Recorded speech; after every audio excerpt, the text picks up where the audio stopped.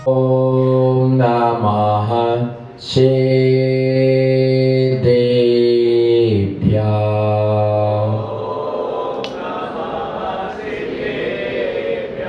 मंगलम भगवान वीरो मंगलम गौतमो गणे मंगलम कुंद कुंदाद्यो जैन धर्मोस्तु मंगलम जैन धर्मोस्तु मंगलम।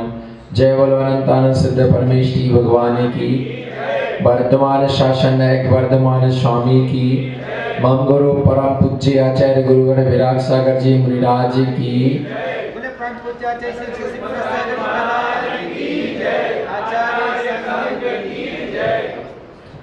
धर्म स्नेही बंधु, आचार्य अमित गति स्वामी ने सामायिक पाठ के अंतर्गत उन जिनेन्द्र देव की मंगलमय आराधना के विषय में बतलाया था, जिनकी महिमा के लिए सर्व मुनियों ने बखान किया, जिनकी आराधना सर्व मुनिराज किया करते हैं, जिनकी वंदना सभी मुनिराज किया करते हैं, जिनका वर्णन पुराणों में शास्त्रों में गाया गया है, जिन्हें देवादि देव की आराधना सभी देवता गण भी किया करते हैं। भगवान की भक्ति भगवान की वंदना नियम से करना ही चाहिए। जो जिनेन्द्र भगवान की आराधना स्तुति नहीं करता है, उसे मिथ्या दृष्टि समझना चाहिए। क्या? जो भगवान की वंदना नहीं करता है, दर्शन नहीं करता, उसे मिथ्या दृष्टि समझना चाहिए। भक्ति का सबसे पहला पाठ है देव दर्शन। क्या? भक्ति का सबसे पहला पाठ है देव दर्शन। पूजा का सबसे पहला पाठ है विनय पाठ। क्या? पूजा का सबसे पहला पाठ है विनय पाठ। भक्ति का सबसे पहला पाठ है जिनेन्द्र देव का दर्शन। दर्शन के बिना न पूजा प्रारंभ होती है, न भक्ति प्रारंभ होती है। तीर्थ वंदना भी करने जाते हैं तो तीर्थ वंदना का मतलब होता है कि दर्शन। सम्मेद शिखर जी की वंदनानी दर्शन, गिरनार जी का दर्शन। तो ऐसे भगवान के लिए हृदय कमल में विराजमान करना। तब पादो मम हृदय तव पदद्वये लीनम तिष्ठत जिनेन्द्र तावता यावन् निर्वाण संप्राप्ति। तब पादो मम हृदय। बोलो तब पादो मम हृदय। आपके दोनों चरण कमल मेरे हृदय कमल में रहे। बोलो आपके दोनों चरण कमल मेरे हृदय कमल में रहे। मेरा हृदय कमल आपके चरण कमल में रहे। अच्छे से बोलो ना, आनंद के साथ। आपके दोनों चरण कमल मेरे हृदय में रहे। मेरा हृदय कमल आपके चरणों में रहे। कब तक रहे?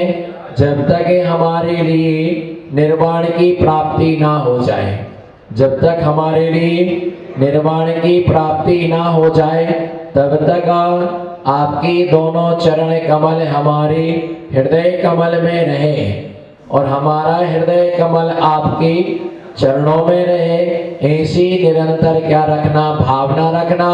भगवान है तो सब कुछ है। बोलो भगवान है तो, और भगवान नहीं है तो कुछ भी नहीं है। और निश्चित मान के चलो कि भगवान को याद किए बिना काम चलने वाला नहीं है। हमारी तरफ देखो, आई कांटेक्ट। जब हम पेपर देने जाते हैं और कोई प्रश्न नहीं बनता है तो ऊपर देखते हैं। कहाँ देखते हैं? ऊपर देखते हैं। भगवान, बोलो ना, हे भगवान कुछ सहायता कर दो, बेसहारे को सहारा दे दो, भुलक्कड़ को याद दिला दो, आपकी कृपा से पास हो जाएं। पास होने के बाद हम आपसे बाईपास हो जाएं।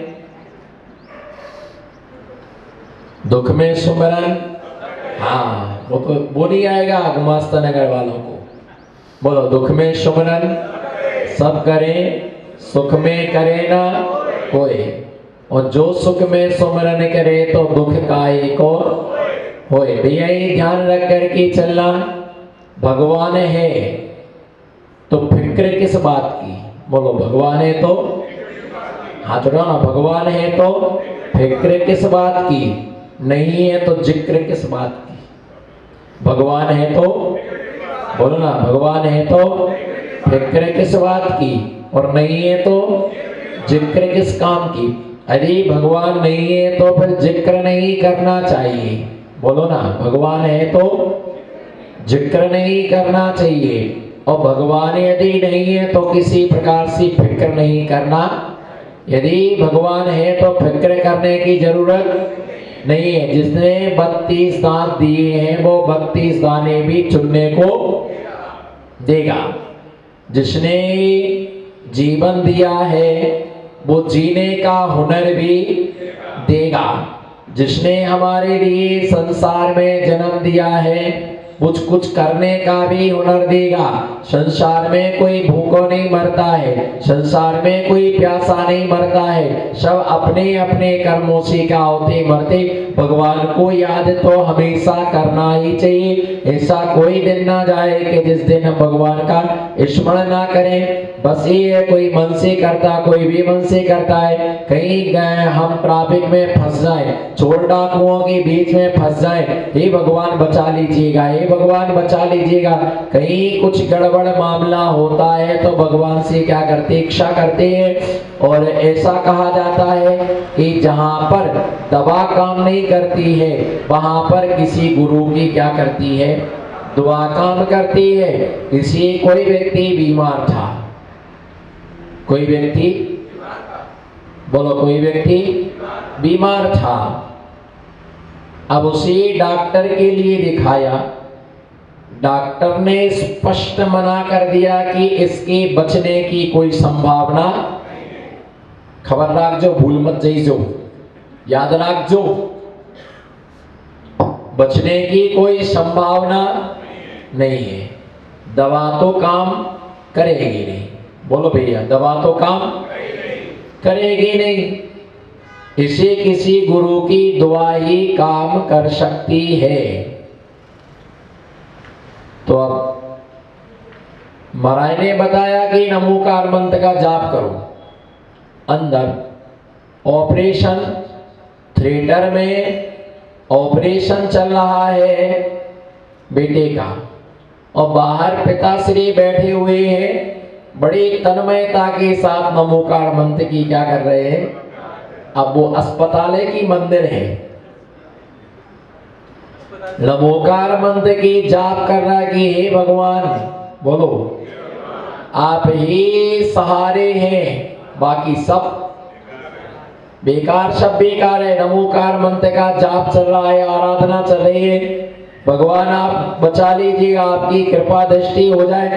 बड़ी तन्मयता के साथ नमोकार मंत्र की जाप कर रहा, और वहां पर ऑपरेशन क्या हो, सक्सेस हो जाता है। और वह बच्चा क्या हो जाता है, बच जाता है, स्वस्थ लाभ हो जाता है, आनंद का अनुभव करता है। भैया ध्यान रख करके चलना जीवन में। भगवान की भक्ति का फल कभी भी निष्फल, बोलो, भक्ति का, भगवान की भक्ति का फल कभी भी निष्फल नहीं जाता है। जिन्हें श्रद्धान नहीं होता उन्हें कुछ भी फल प्राप्त नहीं होता है। जिन्हें श्रद्धा न होता है उनके लिए ही फल की क्या होती है, प्राप्ति होती है। इसलिए ध्यान रख करके चलना कि जीवन के अंतिम सांसों तक भगवान को याद करते रहना, भगवान का स्मरण करते रहना, भगवान की भक्ति करते रहना, नवोकार मंत्र का जाप करते रहना, 24 तीर्थंकर भगवान की स्तुति करते रहना। ये विचार मत करना सम्मित शिखर जाने से क्या फायदा। बोलो सम्मित शिखर जी जाने से, हाथ उठाओ ना। सम्मित शिखर जी जाने से सिर्फ विकलांग लोगों को छूट है। बोलो सम्मित शिखर जी जाने से हाँ क्या फायदा। बोलो अच्छे से बोलो, सम्मित शिखर जी जाने से क्या फायदा। सम्मित शिखर जी जाने से ये फायदा है कि जिसे सम्मित शिखर जी की यात्रा हो जाती है वो कभी नरक में, उसे ये फायदा है कि वो कभी भी नरक गति के लिए प्राप्त नहीं होता है, त्रियंश गति में नहीं जाता है, दुर्गति का पात्र नहीं बनता है। सम्मित शिखर जी की वंदना करने वाला जीवन पर्याय दर पर्यायों में भिखारी नहीं बनता है, दरिद्री नहीं बनता है। सम्मित शिखर जी की यात्रा करने वाला व्यक्ति कभी विकलांग नहीं होता है। सम्मित शिखर जी की वंदना करने वाला व्यक्ति कभी भिखारी नहीं बनता है। सम्मित शिखर जी की वंदना करने वाला व्यक्ति कभी अंधा, बोलो सम्मित शिखर जी की वंदना करने वाला कभी अंधा नहीं बनता है। सम्मित शिखर जी की वंदना करने वाला व्यक्ति कभी गूंगा नहीं होता है। सम्मित शिखर जी की वंदना करने वाला बहरा नहीं होता है, विकलांग नहीं होता है, ऐसी स्थितियों के लिए प्राप्त नहीं होता है। अच्छा है चलो चलते हैं शिखर जी। बोलो अच्छा है चलो चलते हैं शिखर जी। अरे भैया ऐसी शिखर जी जाने से कई फायदो, जहां नहीं लगाया जी, जहां नहीं लगाया जी वहां क्या काम का शिखर जी। जी में शिखर जी, बोलो जी में शिखर जी, शिखर जी में जी होना चाहिए। जी में शिखर जी, शिखर जी में जी होना चाहिए। शिखर जी गए तो भाव सहित बंदे जो कोई, ताही नरक पशु गति नहीं होई। भाव सहित होकर के जो वंदना करता है ऐसा व्यक्ति कभी दरिद्री दुखी नहीं होता। जो अंधा है समझ लेना कि उसने सम्मित शिखर जी की यात्रा नहीं की है, उसने गिरनार जी की यात्रा नहीं की है, उसने मांगी तुंगे की यात्रा नहीं की है। ध्यान रख करके चलना हमारे जीवन में एक बार तो जितने भी तीर्थ हैं, बोलो जितने भी तीर्थ हैं, एक बार तो हमें सारे तीर्थों की वंदना करना ही चाहिए। एक बार ढोक देने के लिए जाना चाहिए। हर जगह गरीब बन करके जीना चाहिए, लेकिन तीर्थ यात्रा के लिए कभी गरीब नहीं बनना। हर जगह गरीबी रखो लेकिन तीर्थ यात्रा के लिए गरीब नहीं बनना। एक, दान देने के समय गरीब नहीं बनना। दो, साधुओं की सेवा करने के लिए गरीब नहीं बनना। तीन, और चौका लगाने के लिए कभी भी गरीब नहीं बनना। इन जीवन में ध्यान रख करके चलना। हर जगह गरीबी बताना कि भैया मेरे पास कुछ नहीं है। बोलो मेरे पास कुछ नहीं है, लेकिन तीर्थ यात्रा पर जाओ तो चावल चढ़ा के वंदना करो, पर वंदना करना चाहिए। है ना, संसार में सबसे बड़ा दरिद्री कौन है? जो कभी तीर्थ यात्रा पर नहीं जाता है, वो सबसे बड़ा दरिद्री है। और महादरिद्रियों में दरिद्री वह है कि जो नगर में जिनालय होने के बाद जिनालयों के दर्शन नहीं करता है, वह सबसे बड़ा दरिद्री है। कि तुम्हारे पास में तुम्हें रत्न मिला और तुम उसका उपयोग नहीं कर पा रहे, ये मुनियों के दर्शन नहीं करते, ऐसे व्यक्ति दरिद्रियों की कोटि में इनके नाम लिखे जाते हैं। इसलिए भगवान सब कुछ छूटे लेकिन आपके चरण कमल ना छूटे, आपकी भक्ति ना छूटे, आपका दर्शन ना छूटे। ऐसा कभी मौका ना आए कि बिना दर्शन के भोजन करना, बिना दिन देव दर्शन के भोजन करना पड़े। प्रतिदिन दर्शन भोजन करने से पहले भगवान का क्या हो? दर्शन हो। बोलो भोजन करने से पहले भगवान का दर्शन होना चाहिए। अगर प्रातः काल की बेला में दर्शन ना हो सका तो संध्या काल में दर्शन होना चाहिए। संध्या काल में ना कर सके तो रात्रि काल में भगवान का दर्शन करना चाहिए, पर बिना दर्शन के कभी भी भोजन नहीं करना चाहिए। तीर्थ यात्रा पर जिस व्यक्ति ने भगवान सम्मेद शिखर जी के दर्शन कर लेता है वो हरगिज कभी अंधा नहीं होता है। इतना फल उसके लिए क्या होता है, प्राप्त होता है। वो मालूम आपके लिए सम्मेद शिखर जी कैसा तीर्थ है। बोलो सम्मेद शिखर जी, बोलो सम्मेद शिखर जी कैसा तीर्थ है। सम्मेद शिखर जी तीर्थों का भी तीर्थ है, शाश्वत तीर्थ है। और ये है कि वंदना करते समय विशेष ध्यान रख के चले, खाते पीते वंदना ना करें। पानी की बोतल लेके जा रहा है, पीते जा रहा है, खाते पीते वंदना ना करें। वंदना करने से पहले वहां गए, पार्श्वनाथ की टॉप पर गए और पार्श्वनाथ भगवान की टॉप पर वंदना करने के लिए गए तो उससे पहले दुकानें लगी, थोड़ी टमाटर की और पालक भाजी की सलाद खा लो, गरम गरम चने खा लो, अनार के दाने खा ले, खा पी करके वंदना की तो उस वंदना से कोई मतलब नहीं निकलता है। भाव विशुद्धि के साथ वंदना करने वाले व्यक्तियों को फल मिलता है। आधे से लौट आए, भैया ये ध्यान रख करके चलना, पूरी वंदना करके लौटना, आकर करके ही आना। कहीं चंदा प्रभु की टोंक छोड़ दी, कभी अभिनंदन स्वामी की टोंक छोड़ दी, कोई पारसनाथ की टोंक छोड़ देता, कोई पूरी यात्रा छोड़ के फिर पारसनाथ की टोंक पर चला जाता है। पूरी वंदना करना और ऐसा श्रद्धा रखना कुछ भी होने वाला नहीं, कुछ भी हमारा नहीं हो सकता है। भगवान के चरणों में जो होगा सब भगवान के चरणों में अच्छा ही होता है। ऐसी वंदना भगवान की देवादिदेव मुनिराज भी तीर्थ यात्रा पर जाते हैं, पद विहार करते हैं। आप लोग तो 5 मिनट में पहुंच जाओगे, 1-2 घंटे फ्लाइट से पहुंच जाओगे, गाड़ियों से 2 दिन में पहुंच जाओगे। साधु जब वंदना करने जाता है तो 2-2 महीने लगते, पैदल जाना उनके लिए, पद यात्रा करते हैं टाइम लगता। पर साधु भी वंदना करने के लिए जाते। कई जगह हमने लोगों से पूछा कि आप श्रवण भी लोग गोला गए क्या? बोले नहीं। 50 साल की उम्र हो गई, मैंने कहा राजगिरी गए? बोले नहीं। 70 साल की उम्र हो गई, मैंने कहा गिरनार जी की यात्रा करके आए? बोले कहाँ महाराज, हमारी ऐसी किस्मत है। बोलो कहाँ हमारी ऐसी किस्मत है। एक बार गए बड़ी मुश्किल से गिरनार जी की यात्रा एक बार करके आए। श्रवण बेलगोला जा ही नहीं पाए, लेकिन तुमसे अच्छे हमें कि हम श्रवण बेलगोला की यात्रा करके आए, मस्तकाभिषेक देखे आए। आप लोगों ने मस्तकाभिषेक देखा होगा, नहीं देखा होगा? प्रत्यक्ष की परोक्ष, हाँ नाम में जवाब दो। प्रत्यक्ष, बोलो गुमस्ता नगर की चैतन्य आत्मा हो। प्रत्यक्ष परोक्ष देखा होगा कि प्रत्यक्ष देखने वाले कम। अब कौन जाए वहां तक? दुकान पे टीवी रख लो और टीवी में अभिषेक क्या कर लेंगे? देख लेंगे, बस हो गया काम। अरे भैया सब टीवी पर देखने में आनंद आ जाए तो प्रत्यक्ष कोई करे ही नहीं, कैसेट भरवा करके रख लीजिए। हम भी महामस्तकाभिषेक देख करके, ये सब विशुद्धि को बढ़ाने वाले कार्य, कभी भी तीर्थ यात्रा से मुख नहीं मोड़ना। भगवान ने ये राजा सैनिक को शिखर जी की यात्रा ने भी, क्योंकि वो नरक आयु का बंधक था। क्या था? नरक आयु का बंधक था, इसलिए उसको तीर्थराज सम्मेद शिखर जी की यात्रा ने। और विशेष बात यह है कि जो व्यक्ति सम्मेद शिखर जी की वंदना कर लेता है वह 49 भाव में नियम से निर्वाण को प्राप्त कर लेता है। ऐसा लोहाचार्य ने सम्मेद शिखर जी ग्रंथ महात्म ग्रंथ में लिखा है कि जो सम्मेद शिखर जी की वंदना कर लेता भाव सहता, 49 भाव के अंदर अंदर नियम से निर्वाण पद के लिए प्राप्त कर लेता है। कितने भावों में? 49 भावों में मोक्ष के लिए प्राप्त कर लेता।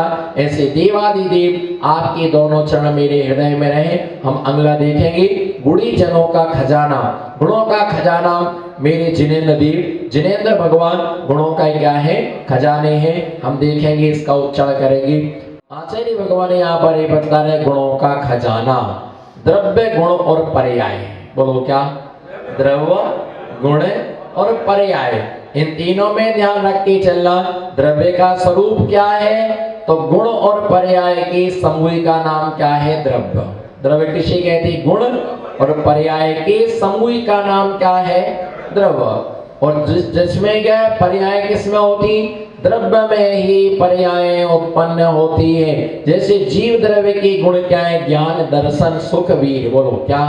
ज्ञान, दर्शन सुख वीर। पुद्गल के गुण क्या है? स्पर्श रस गंध वर्ण। धर्म द्रव्य का गुण क्या है? गमन हेतुत्व। अधर्म द्रव्य का गुण क्या है? स्थिति हेतुत्व।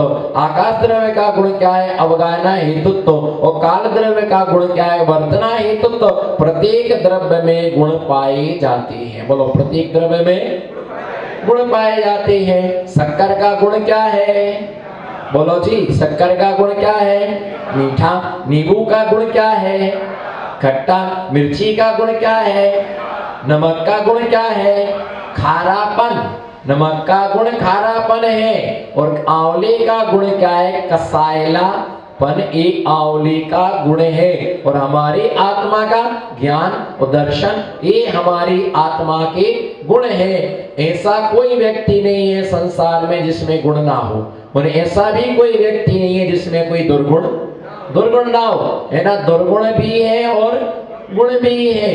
दुर्गुणों का नाश होता है, गुणों का कभी नाश नहीं होता है। तो ऐसे गुणों का खजाना अनंत गुण हमारे अंदर क्या है? भरे हुए हैं। कितने गुण भरे हुए हैं? अनंत गुण हमारे अंदर भरे हुए हैं। तो ऐसे अनंत गुणों का खजाना हमारे पास में जो या माने जो दर्शने ने ज्ञाने अत्यंत दर्शन अनंत ज्ञान, अनंत दर्शन अनंत ज्ञान, सुख स्वभावा अनंत सुख स्वरूप वाले समस्त संसार, जो संसार की समस्त विकारों से रहित है। किससे रहित है? संसार के समस्त विकार। संसार की विकार क्या है? क्रोध। बोलो जी, संसार की विकार क्या है? क्रोध, मान, माया, लोभ, राग, द्वेष, ये सब संसार के विकारी भाव हैं। इंद्रिय लोलुपता, क्या? इंद्रिय लोलुपता, भोगने की इच्छा, देखने की इच्छा, खाने की इच्छा, पीने की इच्छा, सोने की इच्छा, ये सब हमारे, ये सब क्या है? विकारी भाव है। कौन से भाव है? ये सब संसार के विकारी भाव है। जन्म और मरण संसार का विकारी भाव है। बोलो, जन्म और मरण संसार का विकारी भाव है। संयोग और वियोग। बोलो वैद्य साहब जी, संयोग और वियोग ये संसार का विकारी भाव है। शादी होना संसार का विकारी भाव है। जन्म होना संसार का विकारी भाव है। मरण होना संसार का विकारी भाव है। गरीब होना, बोलो, संसार का, अमीर होना, लूला लंगड़ा अंधा बहरा होना, ये सब संसार के विकारी भाव है। ऐसे संसार का मतलब, संसार किसे कहते? जहां पर जीव का जन्म और मरण होता है उसका नाम क्या है? उसका नाम संसार। जहां जन्म और मरण होता है उसका नाम उसी संसार का। ऐसे संसार के ये जो विकारी भाव है, विकारी भावों से ही संसार बनता है। आप ये देखिए, 4 कसाएं, कितनी कसाएं हैं? बोलो, कितनी कसाएं हैं? कौन कौन सी 4 कसाएं हैं? क्रोध, मान, माया, लोभ। बोलिए, क्रोध, मान, माया, लोभ। जिस समय जीव का नरक में जन्म होता है, श्रोतागण ध्यान दें, सैद्धांतिक विवेचना। क्या? सैद्धांतिक विवेचना। सिद्धांत का सहनाद हो रहा है। जिस समय जीव का नरक में जन्म होता है उस समय जीव के क्रोध कषाय का उदय होता है। प्रथम समय में नारकी के उत्पन्न होते ही सर्वप्रथम क्रोध कषाय का उदय होता है। मनुष्य गति में उत्पन्न होते ही मनुष्य के मान कषाय का उदय होता है। त्रियंच गति में जन्म होते ही त्रियंच के माया कषाय का उदय होता है। और देव के उत्पन्न होते ही देव गति में लोभ कषाय का उदय होता है। जैसे ही नरक में जन्म होता है, वहां का द्रव्य, वहां का चित्र, वहां का काल, वहां का भाव ऐसा ही है कि देख करके हलाहल उत्पन्न करने वाला क्रोध उत्पन्न होता है। एक नारकी दूसरी नारकी के उठलिए मारने के लिए दौड़ता है। एक नारकी, बोलो, एक नारकी दूसरे नारकी के ऊपर मारने के लिए दौड़ता है। और जैसे भैया वहां जन्म होता है तो 36 आयुधों के ऊपर वो नारकी उल्टा सिर के भर गिरता है। भाला, बर्छा, कुलाड़ी इत्यादि 36 प्रकार के आयुध होते हैं, उसके ऊपर वो उल्टा गिरता है। और जैसे उल्टा गिरता है बाउंसर होता है और सातवीं पृथ्वी में 500 योजन ऊपर क्या होता है, उछलता है।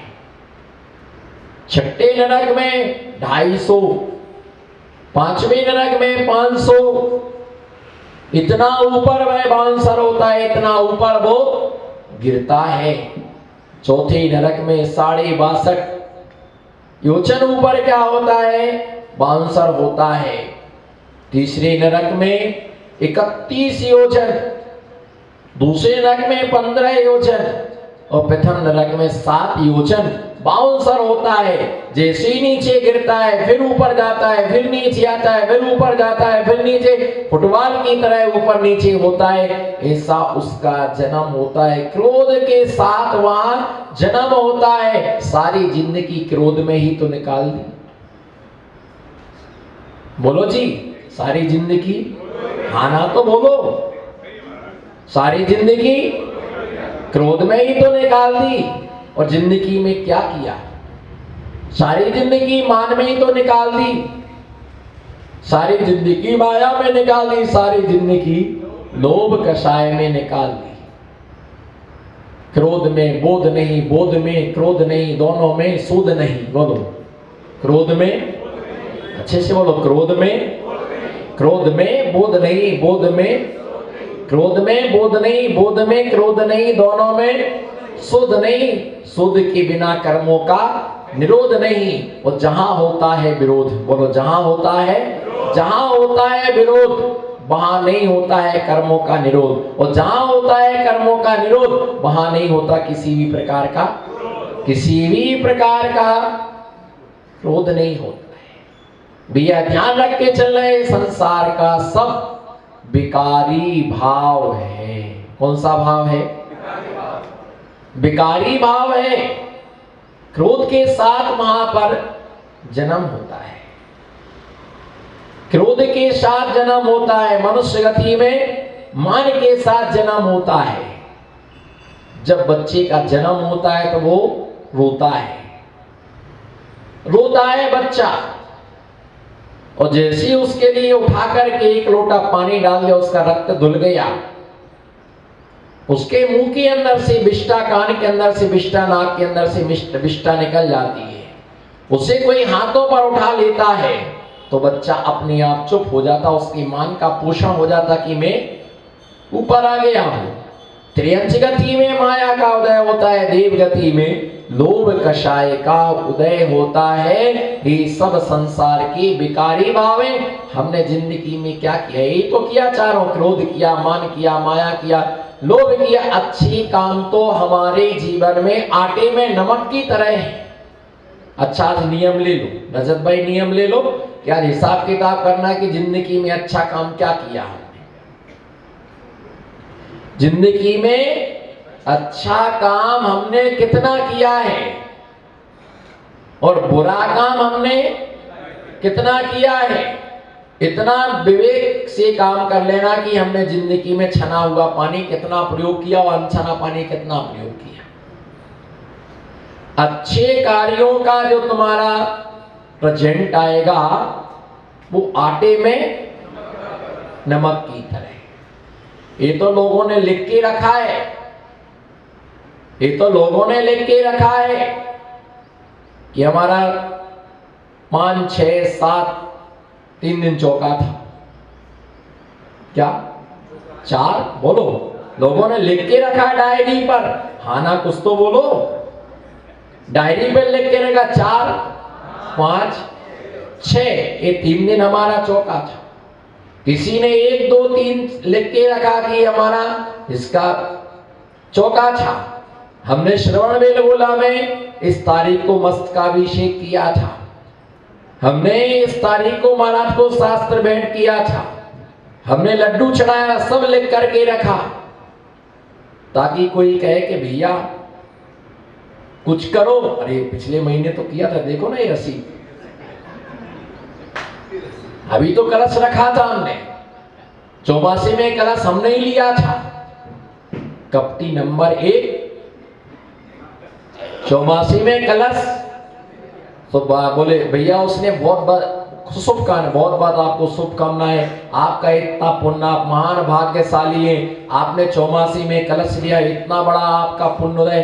फिर जब उसने 100 गुणगान कर लिए तो बाद में बताया वो 11,000 वाला कलश लिया था, और वो समझ रहा कि आपने बड़ा वाला कलश लिया था। महारथी बने थे आप, क्या बड़ा नहीं भैया, बड़ा कहाँ, अपना कहाँ इतना पुण्य है, बोलो अपना यहाँ, बोलो अपना कहाँ इतना पुण्य भैया, तो बड़े बड़े लोगों का, बोलो ना, ये तो बड़े बड़े लोगों का काम है, हम छोटे मोटे लोग कहाँ वो कलश ले सकते हैं। हाँ सही है, आप छोटे मोटे लोगों का काम नहीं है, छोटे मोटे लोग तो अस्पताल में डॉक्टर को ही चढ़ा सकते हैं, बड़े लोग तो डॉक्टरों को ही चढ़ा सकते हैं, लद्दाख जाके चढ़ा सकते हैं, कहीं भी घूमने को जाओ तो अर्घम निर्पामती स्वाहा, बोलो अर्घम निर्पामती, पाप की कमाई पाप में जाती है और पुण्य की कमाई पुण्य में जाती है। आप देखो मंदिर बनता है, मंदिर बनने के लिए लोग पाप की कमाई जो होती है वो अलग छट जाती है, और पुण्य की कमाई क्या होती है।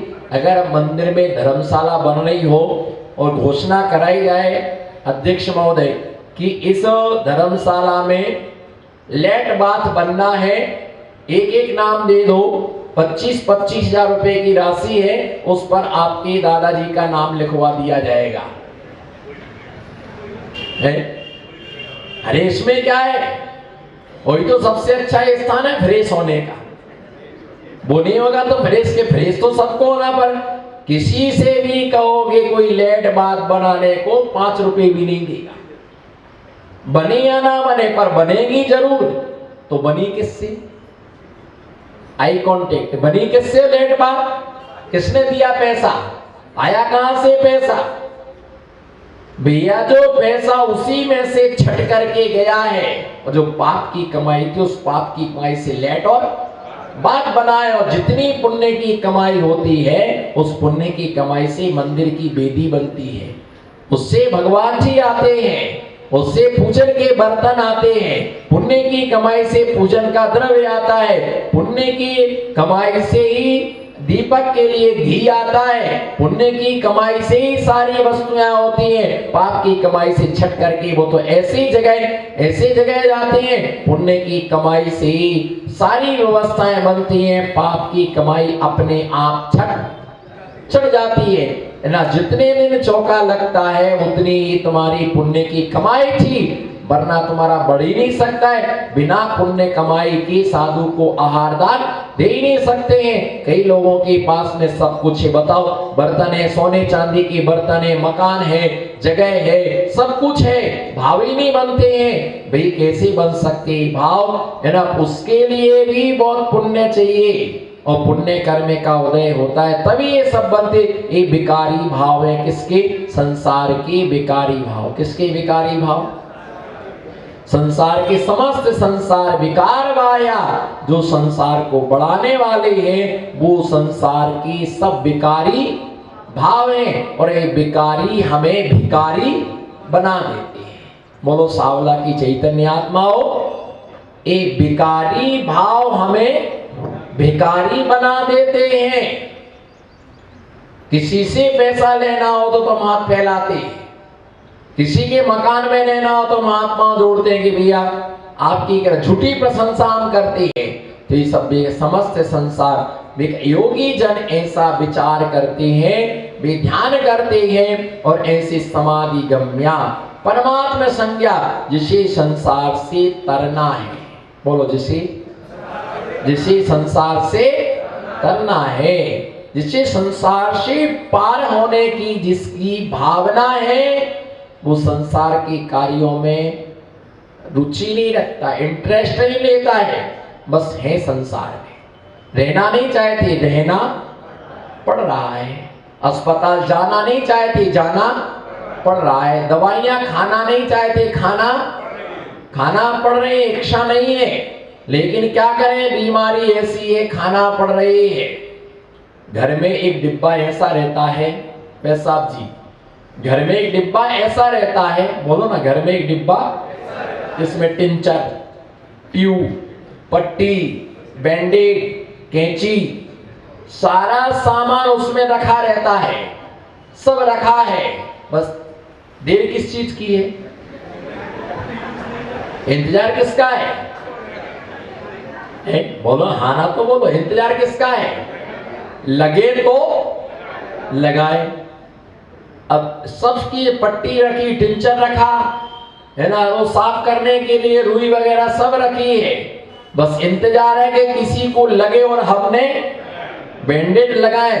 रखा क्यों? इसका मतलब तुमको पक्का है कहीं ना कहीं लगेगी, इसलिए रख लो। कौन अस्पताल जाए, कौन मेडिकल जाए, इसलिए डिब्बा में तो रखो। इसी प्रकार से भैया ध्यान रख करके चलना गोदा जी, ये ध्यान रख के चलना। मरघटा पर जगह तैयार है, मरघटा पर जगह तैयार है, लकड़ियां तैयार हैं, कफन तैयार है, ले जाने के लिए लोग तैयार हैं, आग लगाने वाले तैयार हैं, बस देर किस चीज की है? देर किस चीज की है? निपटने की। और शादी में बुलाओ तो लोग देर से आएंगे, और यदि पता चल जाए कि फलाना केस निपट गया है, देखो 5 मिनट के अंदर तो जहां का तहां आदमी इकट्ठा हो जाए, और एक ही बात कहती, जल्दी करो जल्दी करो, का बदबू आ रही था, ऐसी पाड़ते, जल्दी करो जल्दी करो जल्दी करो, और आदमी मरते ही आदमी को डिल्लप के गद्दे से जमीन पर धर दिया जाता है, नीचे उतार दिया जाता है, चद्दर से ढांक दिया जाता है। भैया सब कुछ तैयार है, बस लोगों को समाचार की जरूरत है कि समाचार पहुंचे कि फलाना आदमी मर गया है। लोग 100 कामा छोड़ करके, और विशेषता आप देखिएगा संसार की नियति कैसी है, कान खोल करके सुन लेना झांझरी जी, इस संसार की नियति कैसी है। जब शादी होती है तो दूल्हा घोड़े पर होता है, बाराती सब आगे आगे चलते हैं, और दूल्हा पीछे चलता है, और बाराती सब सुख में सब हमारे आगे होते हैं। और जब अर्थी चलती है तो अर्थी आगे और सब बाकी सब पीछे होते हैं। संसार की ये बड़ी विडंबना है, संसार की बड़ी, सुख में सब आगे और दुख में सब पीछे होते हैं। समस्त संसार विकार बाह्या, ये समस्त संसार के विकारी भाव हैं। और अनंत दर्शन, अनंत ज्ञान और अनंत वीर और अनंत सुख, ये आत्मा के गुण हैं। ये क्या है? आत्मा के गुण हैं। संसार को हम कैसे जाने, संसार को हम कैसे जाने? संसार के विषय में पूज्यपाद स्वामी सर्वार्थ सिद्धि नाम के ग्रंथ में लिखते हैं, संसरणम संसारहा, संसरण करने का नाम संसार है। चारों गति से जीव आता है और चारों गति में जीव जाता है। आप किस गति से आए? आप किस गति से आए? आप किस गति से आए? आप किस गति में जाएंगे? ये नहीं पता किस गति से आए और किस गति में जाएंगे। कोई नरक से आया होगा, कोई देव गति से आया होगा, कोई किसी पर्याय से, त्रियंश पर्याय से आया होगा, कोई विष्टा की पर्याय छोड़ के आया होगा, और कोई निगोद से निकल करके मनुष्य की पर्याय में, निगोद की पर्याय में आया होगा। कोई मनुष्य मर करके निगोद की पर्याय में जाता है, और कोई निगोद से निकल करके मनुष्य की पर्याय में आता है। निगोद से निकल करके मनुष्य की पर्याय में आना ये पुण्य कर्म का उदय है, और मनुष्य मर करके निगोद में जाए ये पाप कर्म का उदय है। एक सिद्ध में अनंत सिद्ध समाये थे, और एक निगोदिया जीव में अनंत निगोदिया समाये थे। कहां समाये होना है? निगोदिया में समाहित होना कि सिद्धों में समाहित होना है?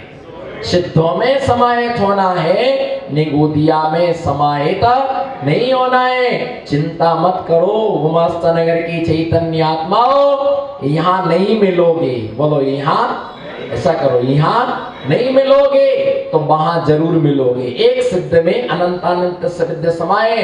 अध्यक्ष जी कितनी कोशिश कर लेना, आपको सेपरेट जगह मिलने वाली नहीं है। आप कितनी भी कोशिश कर लेना कि भैया सिद्धालय 45 लाख योजन का 2.5 द्वीप है। कितने?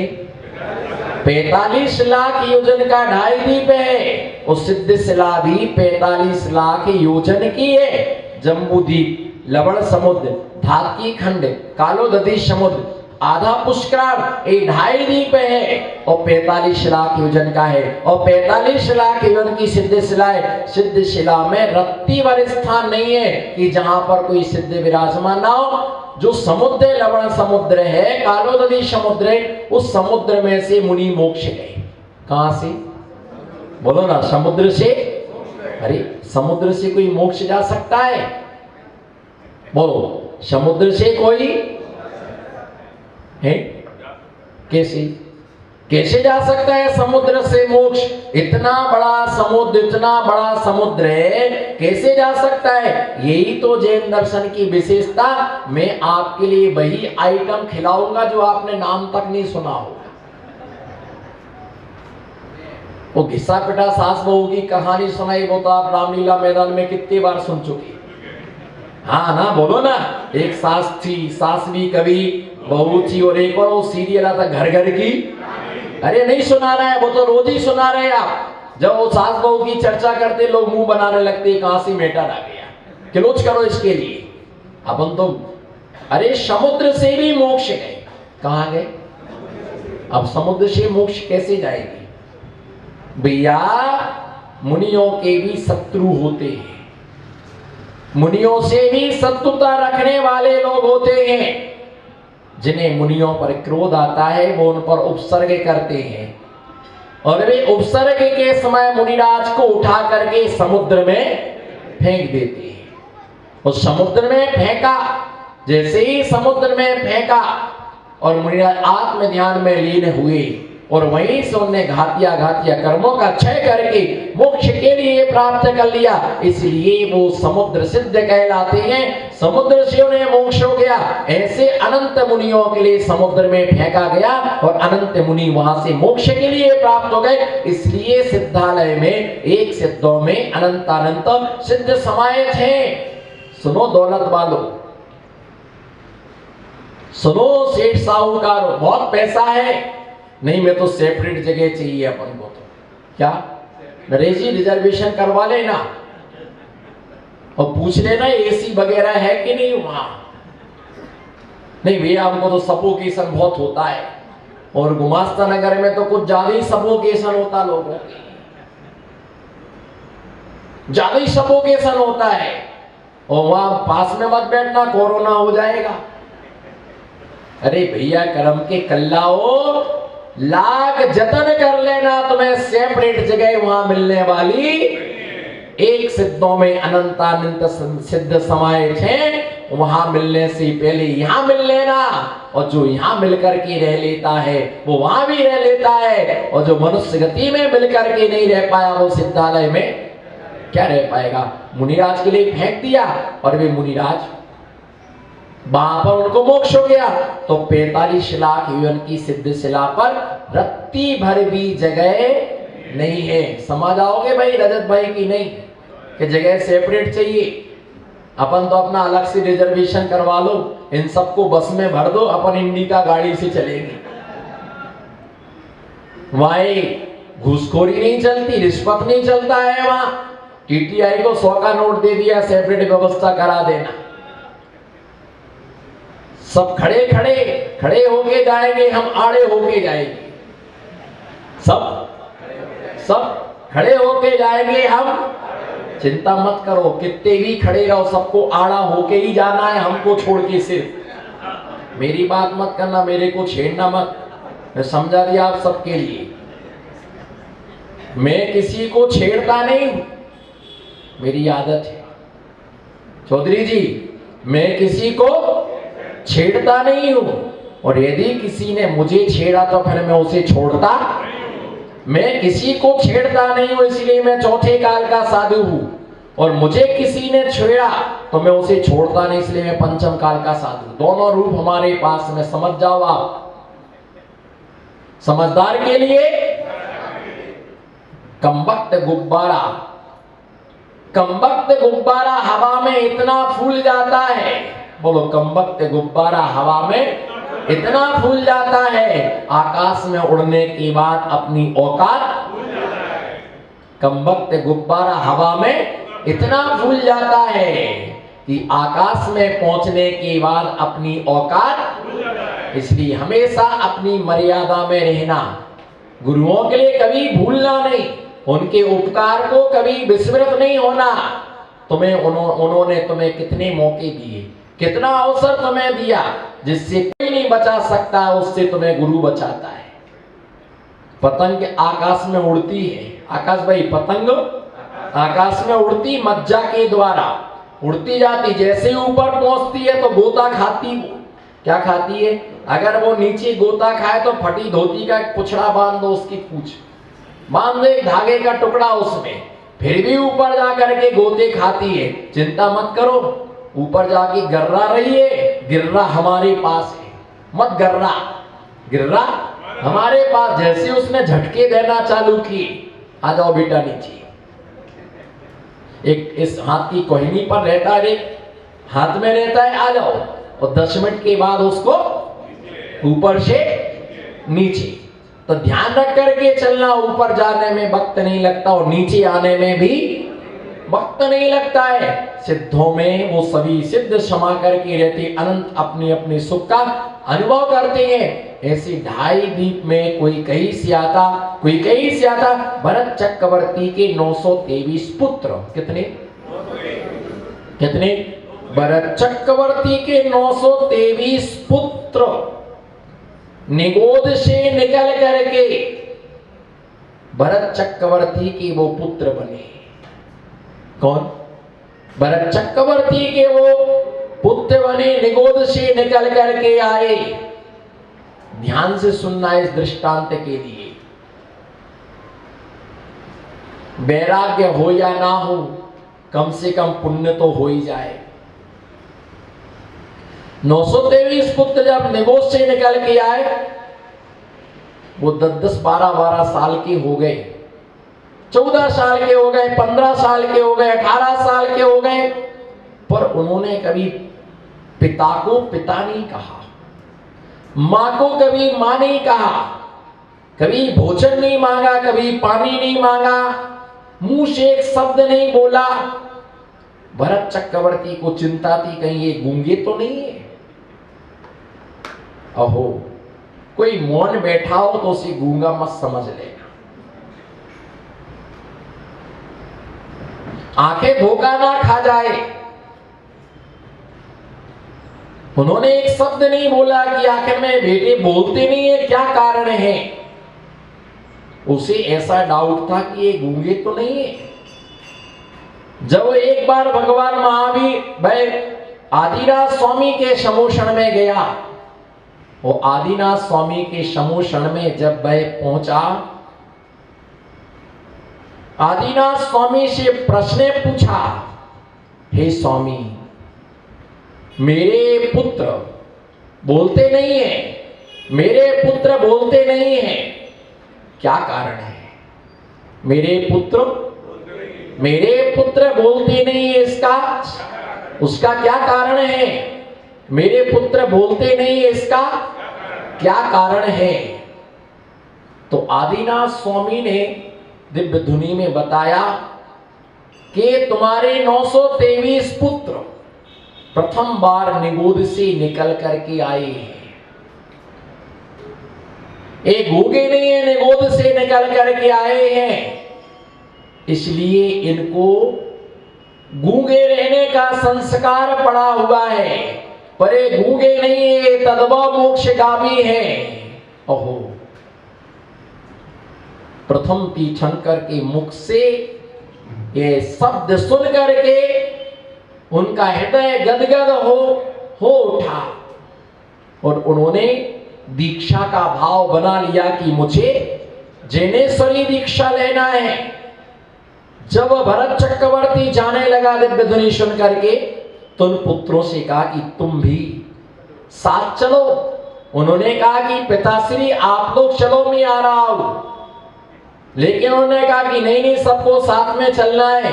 तुम लोगों का इरादा मैं समझ रहा हूं कि तुम्हारा दीक्षा लेने का भाव है। पिताश्री मैं तो अपनी मनुष्य पर्याय को सार्थक करूंगा, मुझे दीक्षा, हम सबको दीक्षा लेना है। और उसमें 2 पुत्रों के नाम थे, यथा नाम तथा गुण। नाम सुनते ही देह में उत्पन्न होने वाली रोमा बलि खड़ी हो जाएगी। उनमें 2 पुत्रों के नाम थे, एक का नाम था जिननाथ और दूसरे का नाम था मुनिनाथ। एक पुत्र का नाम था जिननाथ और दूसरे पुत्र का नाम था मुनिनाथ। भरत चक्रवर्ती ने बहुत कहा कि आप चलिएगा, लेकिन जाने को राजी नहीं हुए। तब भरत चक्रवर्ती ने क्रोध में आके कहा कि तुम सब पहले कफन मेरे हाथ पर लाके रख दो, फिर तुम्हें जो करना हो तुम करते रहना, पिता की आज्ञा नहीं पालते हो। आखिर में विमान में बैठ कर के उन्हें वापस जाना पड़ा। जब वो वापस गए उन्हें अवसर मिला और अवसर मिलते ही 900 के 923 के 23 पुत्र सीधे वहां से निकल करके आदिराज स्वामी के समोषण में गए और अपने दादा से हो दादा के सामने वो दीक्षित हो गए। 900 के 923 पुत्रों ने जिनेश्वरी दीक्षा को स्वीकार कर लिया, मुनि दीक्षा के लिए स्वीकार कर लिया और अपने आत्म ध्यान में लीन हुए। चपक श्रेणी पर आरूढ़ किया और 4 घातिया कर्मों का क्षय करके 923 पुत्रों ने एक साथ केवल ज्ञान को प्राप्त कर लिया। विशेष बात यह है, प्रथम बार निगोद से निकले। बोलो,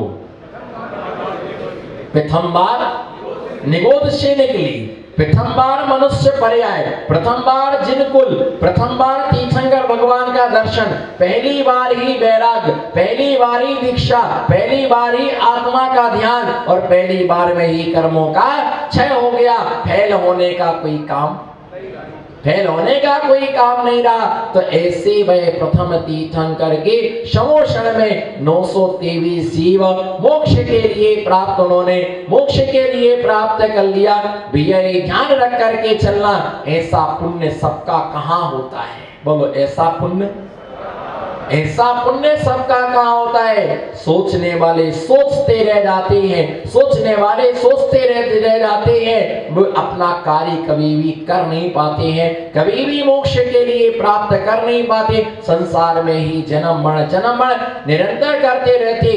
पहली बार में ही उन्होंने मोक्ष के लिए प्राप्त कर लिया। संसार में उन्हें भटकना नहीं पड़ा, संसार में उनको जन्म मरण करना नहीं पड़ा, संसार के दुख भोगना ना पड़े।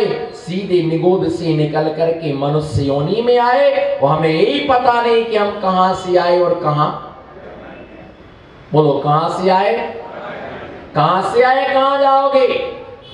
एक जना तो ऐसा ठर्रा दिमाग का, कैसा ठर्रा दिमाग का, ठस बुद्धि वाला, उससे पूछा कहां से आए थे, कहां जाओगे। बोले जठे से आया था, बठे ही जाऊंगा। जठे से आया, बठे ही जाऊंगा, मैंने नरक से तो नहीं आया। बोले नरक से आया हूं तो नरक जाऊंगा। और ऐसे लक्षण कुछ दिए जिससे पहचाना जाता कि तुम नरक से आए। ऐसे लक्षण है कि जिससे पहचाना जाता कि तुम, जो व्यक्ति हमेशा लड़ने में कमर कस के लड़ने को तैयार रहता है और जब देखो जो मिले अर्घम निरपामती, ना रात देखे, ना दिन देखे, ना शाम देखे, ना सुबह देखे, ना भक्ष देखे, ना अवक्ष देखे, ना आलू देखे, ना प्याज देखे, ना गाजर देखे, ना मूली देखे, जो मिले, ना ताजे का ज्ञान, ना बासी का ज्ञान, ना चौकी का, ना होटल का, ना भोजनशाला का, कई अन्य गंड जिसको नहीं है, कोई भी जो मिल जाए बस अर्घम निरपामती। और उसके बाद बोले मजा आ गया, समझ जाना नरक से निकल के आया, खाऊ प्याऊ सागर, खाऊ प्याऊ सागर नरक से निकल करके आया है। और जो बिल्कुल हर डिब्बा को खोल खोल के देखता रहे, क्या रखा, क्या रखा, इस अलवारी में, उस अलवारी में, इस डिब्बे में कुछ तो मिल जाए, और आग लूगर जो मिले वो खा ले, समझना त्रियंच गति से आया है। कहां से आया है, क्योंकि त्रियंचों को कुछ भी अवक्ष नहीं होता है।